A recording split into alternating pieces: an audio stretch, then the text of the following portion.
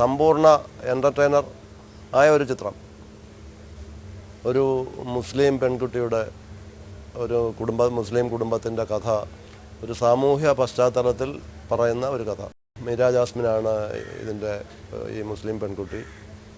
ആ മീര ജാസ്മിൻ്റെ വീടുമായി ബന്ധപ്പെട്ട് നമ്മുടെ മുഖ്യധാര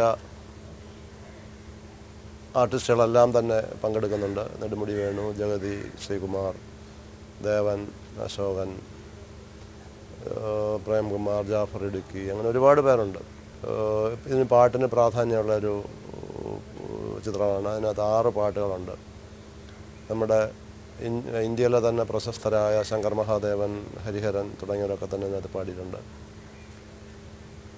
ഞാൻ സൂചിപ്പിച്ചതുപോലെ തന്നെ ഒരു പൂർണ്ണമായ ഒരു എൻ്റർടൈനർ ചിത്രമാണ്. ഇതിനകത്ത് ഈ പറഞ്ഞ 6 പാട്ടുകളുണ്ട്. അതിൻ്റെ നല്ല ഡാൻസ് സീക്വൻസുകളുണ്ട്, ഫൈറ്റുണ്ട്, പിന്നെ ഒരുപാട് ഹ്യൂമറുണ്ട്, ഫാമിലി സെൻറ്റിമെൻറ്റ്സ് ഉണ്ട്. അപ്പോൾ എല്ലാം കൂടി ചേർന്നിട്ടുള്ള ഒരു എന്താ പറയുന്നത്, ഒരു തികഞ്ഞ സാമൂഹ്യ കുടുംബ ചിത്രമെന്ന് വേണമെങ്കിൽ പറയാം.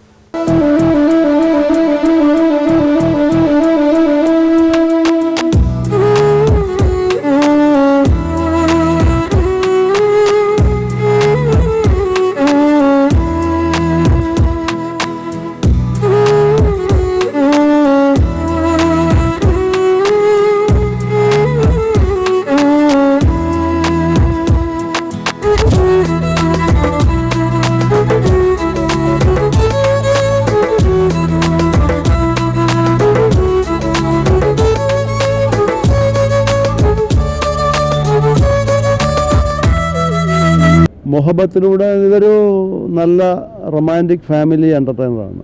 അപ്പോൾ അത് തന്നെ സിനിമ എന്ന് പറയുന്ന ഒരു എൻ്റർടൈനറാണ്. അത് പൂർണ്ണമായി ആ ഒരു യാഥാർത്ഥ്യം ഉൾക്കൊണ്ടുകൊണ്ട് അത് ചെയ്യാനാണ് ഞാൻ ആഗ്രഹിച്ചിട്ടുള്ളത്. ഇതിനകത്ത് തീർച്ചയായിട്ടും ഇത് ഒരുപാട് നല്ല പാട്ടുകൾ, ഒരുപാടെന്ന് പറഞ്ഞാൽ ഒരു 7 പാട്ടുകളുണ്ടെന്ന് പറയാം. അതിനകത്ത് ഇപ്പോൾ ഇന്ത്യയിലെ തന്നെ വളരെ പ്രശസ്തരായ ശങ്കർ മഹാദേവൻ, ഹരിഹരൻ ഉൾപ്പെടെയുള്ള ആൾക്കാർ പാടിയിട്ടുണ്ട്. നമ്മുടെ മലയാളികളായ ഒട്ടുമിക്ക സിംഗേഴ്സുമുണ്ട്. തീർച്ചയായിട്ടും പാട്ട് ഒരു വലിയ ഘടന. അപ്പോൾ ഞാൻ റൊമാൻറ്റിക് ഫാമിലി എൻ്റർടൈനർ എന്ന് പറഞ്ഞാൽ മ്യൂസിക്കൽ റൊമാൻറ്റിക് ഫാമിലി എൻ്റർടൈനറാണെന്ന് പറയേണ്ടി വരും. ഇതൊരു ത്രികോണപ്രേമം എന്ന് വേണമെങ്കിൽ പറയാം. ത്രികോണപ്രേമം എന്നല്ല, ഒരു എന്താ പറയുന്ന ഒരാളെ വിവാഹ നിശ്ചയം കഴിഞ്ഞിട്ട് മറ്റൊരാളെ കല്യാണം കഴിക്കാൻ പോകുന്നുവോ എന്ന് സംശയിക്കുന്ന ഒരു തീമിലൂടെ